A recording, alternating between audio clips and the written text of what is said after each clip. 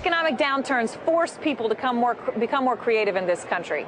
They lead to new ideas and new companies like Disney that were founded during the Great Depression. So will the fix for this economic downturn be a new set of creative ideas and entrepreneurs who will build America's next great icons? Here now is Carl Strom, the president and CEO of the Ewing-Marion Kauffman Foundation, the world's largest foundation devoted to entrepreneurship.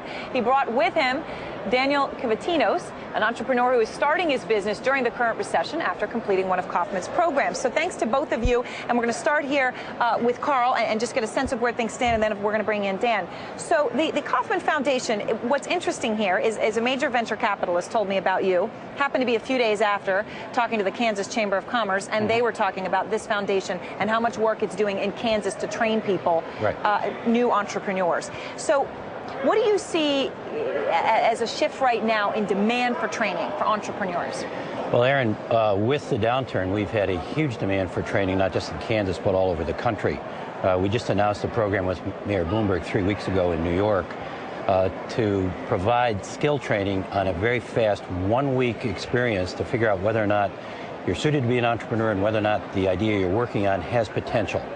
And so how exactly does it work? I mean, in 1 week, someone's coming in. Are a lot of these people who have just lost their job doing something and are saying, well, this is the dream I always had, and it's basically, you give them a chance to test whether they can go forward. And this is really important as a phenomenon because in previous recessions, at least the last 7, our research shows that it's people who are displaced, who've actually been perking on an idea for a while. They have nothing else to do, they start a company. In past recessions, it's been the boom of entrepreneurship that has actually resolved the recession once the bottom has been hit.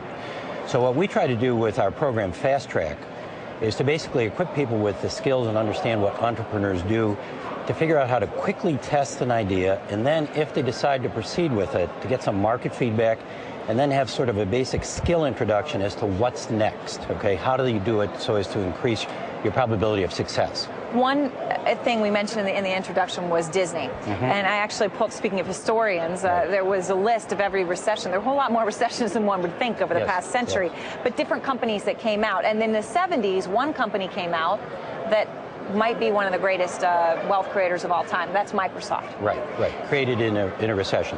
Created in a recession. Do you, and obviously it's impossible for you to tell just offhand, but do you think that's what we are seeing right now? Sort of an unleashing of creativity that will create those sorts of big companies in 10 years? Well, in this particular situation, we got to hit bottom first before it starts, okay? But there's all kinds of evidence that we're seeing of people, who don't have a job, who are looking at this as an opportunity. And the point you make out in terms of history and so forth, over half the companies on the DJIA were started either in bull markets, in bear markets, or in recessions. So this is critical. Another way to think about this, Erin, is 1/3 of our GDP is created in firms that did not exist in 1980. 1/3 of all of our economy right now comes from companies that That's how important entrepreneurship has become to the American economy. And what about job creation? Because people say, well, that's wonderful. You want to talk about how entrepreneurs will change the country going forward. But what about jobs right now? Do these new entrepreneurs create they make jobs? It's the only way we make jobs. Okay, people buy stock here in companies that are actually making fewer jobs. That's how they get their productivity numbers. In fact, when the recession, when the economy is running well, almost all jobs are created in firms that are less than 5 years old. This is really the job engine. Well, let's bring in Dan now. Dan Kavatinos, co-founder of Drchrono. You obviously have finished a program with Kauffman, and you're an entrepreneur. So if you don't mind my asking, how did you go about doing it? Did you end up losing your job somewhere else and saying, this is my dream, I want to go for it, or did it play out differently than that? What happened with me is I had a job and I had been laid off, and I really wasn't sure what I should do. Should I pursue another career in what I was doing, or should I go with something I really wanted to do?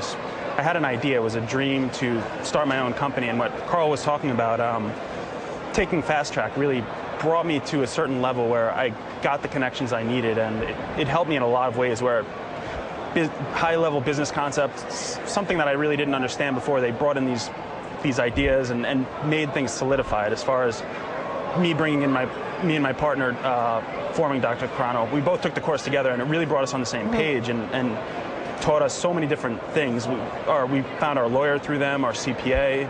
we made a number of connections. And Drchrono is, it seems like basically for smaller doctors' offices to be able to automate the process of touching base with patients, whether you need to set up an appointment or get test results, things like that. Right, we're sort of the glue of technologies, where we're going to bring all these different technologies together and connect patients with doctors in multiple avenues.